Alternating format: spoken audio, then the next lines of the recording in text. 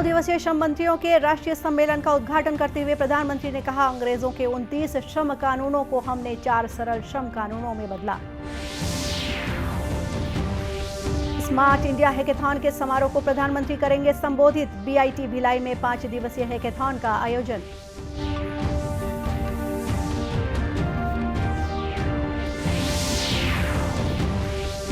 प्रदेश भाजपा अध्यक्ष ने राज्य में कर्मचारियों की जारी हड़ताल का किया समर्थन। कहा, राज्य सरकार दे केंद्र सरकार के बराबर महंगाई भत्ता।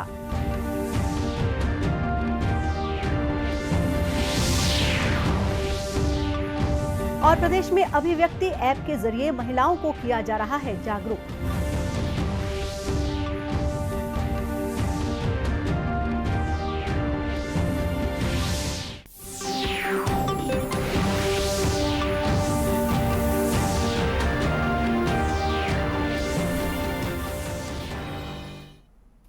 नमस्कार, आप देख रहे हैं दूरदर्शन समाचार। मैं हूं गोपा सान्याल और अब समाचार विस्तार से। प्रधानमंत्री नरेंद्र मोदी ने आज शाम सभी राज्यों और केंद्र शासित प्रदेशों के श्रम मंत्रियों के राष्ट्रीय सम्मेलन को वीडियो कॉन्फ्रेंसिंग के माध्यम से उद्घाटन किया। 2 दिन के इस सम्मेलन का आयोजन केंद्रीय श्रम और रोजगार मंत्रालय द्वारा आंध्र प्रदेश के तिरुपति में हो रहा है। अपने उद्घाटन संबोधन में प्रधानमंत्री ने विभिन्न श्रमिक योजनाओं का जिक्र करते हुए उन्हें श्रमिकों के लिए सुरक्षा कवच बताया और कहा कि इससे असंगठित क्षेत्रों में भी आत्मविश्वास बढ़ा है। प्रधानमंत्री ने श्रम संबंध में बनाए गए नेशनल पोर्टल के साथ राज्यों के पोर्टल को जोड़ने की भी बात कही। अंग्रेजों के समय से चले आ रहे श्रम कानूनों का जिक्र करते हुए उन्होंने कहा कि हमने 29 श्रम कानूनों को 4 सरल श्रम कानूनों में बदला है। निर्माण के लिए हमारे जो सपने हैं, जो आकांक्षाएं हैं, उन्हें साकार करने में भारत की श्रम शक्ति की बहुत बड़ी भूमिका है। इसी सोच के साथ देश संगठित और असंगठित क्षेत्रों में काम करने वाले करोड़ों श्रमिक साथियों के लिए निरंतर काम कर रहा है। प्रधानमंत्री श्रमयोगी मानधन योजना, प्रधानमंत्री सुरक्षा बीमा योजना, प्रधानमंत्री जीवन ज्योति बीमा योजना श्रमिकों को एक तरह का सुरक्षा कवच दिया है। ऐसी योजनाओं की वजह से असंगठित क्षेत्र के लोगों के मन में ये भाव जगा है कि देश उनके श्रम का भी उतना ही सम्मान करता है। हमें केंद्र और राज्य के ऐसे सभी प्रयासों को पूरी संवेदनशीलता से एक साथ लाना होगा ताकि श्रमिकों को उनका अधिक से अधिक लाभ मिल सके। अपने उद्घाटन संबोधन में प्रधानमंत्री ने प्रवासी श्रमिकों के लिए शुरू किए गए 1 नेशन 1 राशन कार्ड का भी जिक्र किया। उल्लेखनीय है कि सहकारी संघवाद की भावना के अंतर्गत श्रम संबंधी विभिन्न मुद्दों पर विचार करने के लिए इस सम्मेलन का आयोजन किया जा रहा है। 2 दिवसीय इस सम्मेलन में 4 सत्र होंगे, जिसमें ई श्रम पोर्टल एकीकरण और ईएसआई अस्पतालों में चिकित्सा सेवा में सुधार, श्रम संहिताओं के नियम तय करना और विजन श्रमेव जयते @2047 को शामिल किया गया है। देश में छात्रों के बीच उत्पाद, नवाचार और समस्या समाधान की संस्कृति को विकसित करने के मकसद से स्मार्ट इंडिया हैकेथॉन का आयोजन सन 2017 से शुरू किया गया है। आज इस हैकेथॉन का समापन है, जिसे प्रधानमंत्री नरेंद्र मोदी वीडियो कॉन्फ्रेंस के जरिए संबोधित करेंगे। स्मार्ट इंडिया हैकेथॉन की बढ़ती लोकप्रियता का अंदाजा इसी बात से लगाया जा सकता है कि इसके लिए पंजीकृत टीमों की संख्या 4 गुना बढ़कर करीब 29,600 हो गई है। स्मार्ट इंडिया हैकेथॉन 2022 के भव्य समापन में भाग लेने के लिए 15,000 विद्यार्थी और शिक्षक 75 नोडल केंद्रों पर पहुंच रहे हैं।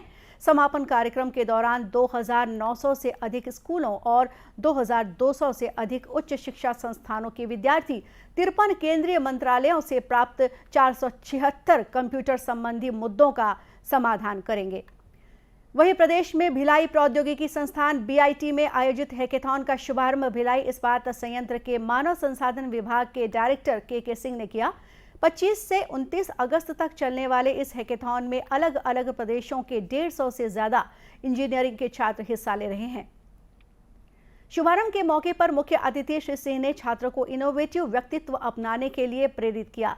दूरदर्शन समाचार से चर्चा करते हुए श्री सिंह ने स्मार्ट इंडिया हैकेथॉन को छात्रों के स्टार्टअप में मददगार बताया।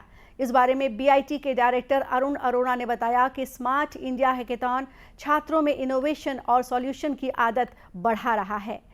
हैकेथॉन में शामिल छात्रों ने बताया कि स्मार्ट इंडिया हैकेथॉन उनके प्रोजेक्ट में मददगार साबित होने के साथ ही उन्हें कई नई चीजें सीखने को मिल रही है। उद्घाटन सत्र में उपस्थित बीएसएनएल रायपुर के मुख्य महाप्रबंधक जीपी सिंह ने भी छात्रों को नवाचार के लिए प्रेरित किया। संसद के लोक लेखा समिति के अध्यक्ष अधीर रंजन चौधरी अन्य सदस्यों के साथ बस्तर आए, जहां हवाई अड्डे पर उनका स्वागत किया गया।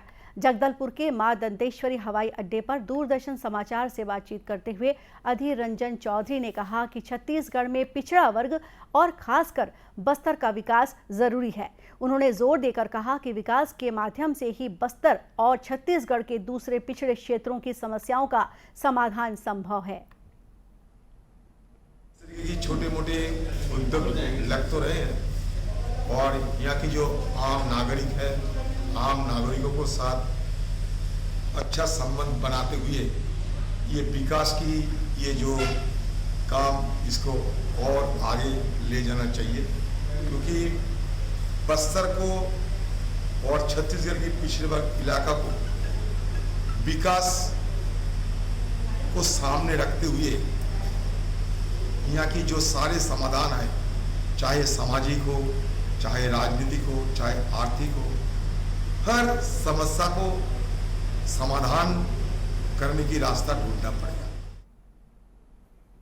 अपने जगदलपुर दौरे पर समिति के सदस्यों ने कोंटा में बने सीवरेज ट्रीटमेंट प्लांट और लोहंडीगुड़ा में स्वामी आत्मानंद स्कूल का दौरा भी किया। कर्मचारी अधिकारी फेडरेशन के तत्वावधान में लगभग 90 कर्मचारी संगठन महंगाई भत्ता और गृह भाड़ा भत्ता की मांग को लेकर अनिश्चितकालीन हड़ताल पर हैं। आज हड़ताल का चौथा दिन है। सभी कर्मचारी राजधानी रायपुर के धरना स्थल पर सरकार के खिलाफ प्रदर्शन कर रहे हैं। इससे विभागों में लगभग कामकाज ठप हो गया है। इस बीच भारतीय जनता पार्टी के प्रदेश अध्यक्ष अरुण साव कर्मचारियों के धरना प्रदर्शन में शामिल होने बूढ़ा तालाब धरना स्थल पहुंचे। उन्होंने कर्मचारियों की मांगों के संबंध में राज्य सरकार को आड़े हाथों लेते हुए कहा कि केंद्र सरकार बरसों से अपने कर्मचारियों को महंगाई भत्ता समय पर देते आ रही है, लेकिन छत्तीसगढ़ सरकार अधिकारी कर्मचारियों के साथ अन्याय करते हुए उन्हें महंगाई भत्ता नहीं दे पा रही है। उन्होंने राज्य सरकार से कर्मचारियों को केंद्र के बराबर महंगाई भत्ता देने की मांग की। को लिए महंगाई भत्ता बढ़ाते रही है, तब तक राज्य सरकारों ने भी उसके अनुरूप महंगाई भत्ता बढ़ाते रहे हैं और आज छत्तीसगढ़ सरकार उस पर कोताही बरत रही है। ये छत्तीसगढ़ के अधिकारी और कर्मचारियों के साथ अन्याय है और अधिकांश राज्यों ने दे दिया है, हमेशा देते रहे हैं, लेकिन ये पता नहीं गढ़बो नवा छत्तीसगढ़, तो ये नवा छत्तीसगढ़ गढ़ने का काम कर रहे हैं। कर्मचारियों के साथ अन्याय करके ये ठीक नहीं है। ये कर्मचारियों का, अधिकारियों का हक है केंद्र के बराबर महंगाई भत्ता राज्य सरकार बिना विलंब करे निर्धारित तिथि से, देय तिथि से 34% महंगाई भत्ता कर्मचारियों को दे। इधर हड़ताल को देखते हुए राज्य सरकार ने सभी जिला कलेक्टरों को कार्यालय और कार्य के सुचारू संचालन के लिए वैकल्पिक व्यवस्था करने के निर्देश दिए हैं। प्रदेश के सभी जिलों में महिलाओं और बच्चियों की सुरक्षा तथा उनकी शिकायतों पर तुरंत कार्रवाई करने के लिए छत्तीसगढ़ पुलिस द्वारा अभिव्यक्ति ऐप बनाया गया है। छत्तीसगढ़ पुलिस द्वारा अलग अलग जिलों के स्कूलों और कॉलेजों में छात्राओं को इस अभिव्यक्ति ऐप के उपयोग की जानकारी दी जा रही है। इसी कड़ी में जांजगीर चांपा के बलौदा के एक निजी कॉलेज में पुलिस ने छात्राओं को इस ऐप से अवगत कराया। इस दौरान पुलिस ने कॉलेज की छात्राओं को महिलाओं के संबंध में होने वाले अपराध, साइबर क्राइम और ऑनलाइन फ्रॉड के बारे में भी जानकारी दी। बलौदा के थाना प्रभारी गोपाल सतपथी ने इस संबंध में जानकारी देते हुए बताया कि उन्होंने अपनी टीम के साथ बलौदा के इस निजी कॉलेज पहुंचकर लगभग 150 छात्राओं के मोबाइल फोन पर अभिव्यक्ति ऐप डाउनलोड कराया और उन्हें इसके उपयोग का तरीका भी सिखाया। उल्लेखनीय है कि लोकेशन के हिसाब से SOS का बटन दबाते ही यूजर के पास तुरंत पुलिस सहायता पहुंचेगी। ऐप के माध्यम से महिलाएं कहीं से भी शिकायत पुलिस के पास दर्ज करा सकेंगी। राष्ट्रव्यापी कोविड टीकाकरण अभियान के तहत टीकाकरण का आंकड़ा 210 करोड़ 82 लाख से अधिक हो चुका है। स्वास्थ्य मंत्रालय ने बताया है कि पिछले 24 घंटों में 23,50,000 से अधिक कोविड रोधी टीके लगाए गए। इस दौरान 10,725 नए मामलों की पुष्टि हुई है। वर्तमान में देश में 94,047 रोगियों का इलाज चल रहा है। वहीं कल 13,084 रोगी स्वस्थ भी हुए हैं। देश में स्वस्थ होने की दर 98.6% है। वहीं अब तक 88 करोड़ 39 लाख से अधिक नमूनों की कोविड जांच भी की जा चुकी है। इधर छत्तीसगढ़ में पिछले 24 घंटों में कोरोना के 183 व्यक्ति संक्रमित मिले। प्रदेश में पिछले 24 घंटों के दौरान 8,058 सैंपलों की जांच की गई। प्रदेश में पॉजिटिविटी दर 2.27% है। खास बात यह रही कि पिछले 24 घंटों के दौरान प्रदेश में किसी भी कोरोना संक्रमित व्यक्ति की मृत्यु नहीं हुई है। वहीं महासमुंद जिले में बूस्टर डोज को 100% करने के लिए प्रशासन ने जागरूकता अभियान चलाया है। यूनिसेफ और NSS के सहयोग से शुरू किए गए इस अभियान में NSS के विद्यार्थी हाथों में बैनर और मुंह में ऑक्सीजन पाइप लगाए लोगों को जागरूक कर रहे हैं। छात्र छात्राओं ने बताया कि कोविड के दूसरी लहर में बहुतों ने ऑक्सीजन की कमी से जान गंवाई, इसलिए कोविड को जड़ से समाप्त करने के लिए लोगों को बूस्टर डोज लगवानी चाहिए। कोरोना का सेकंड वेव आया था, उस समय लोग बिना ऑक्सीजन के मर चुके, बहुत लोग मर गए। ऐसी नौबत ना आए, ऐसा करके हम लोग ये अभियान चला रहे हैं सर कि आप अगर कोविड के दोनों डोज लगवा चुके हैं तो बूस्टर डोज भी लगवाएं। हर घर ना वैक्सीन लगवाना चाहिए और हम लोग अभी ना इस रैली के माध्यम से जागरूकता फैला रहे हैं कि तीसरा डोज सभी को लगवाना है।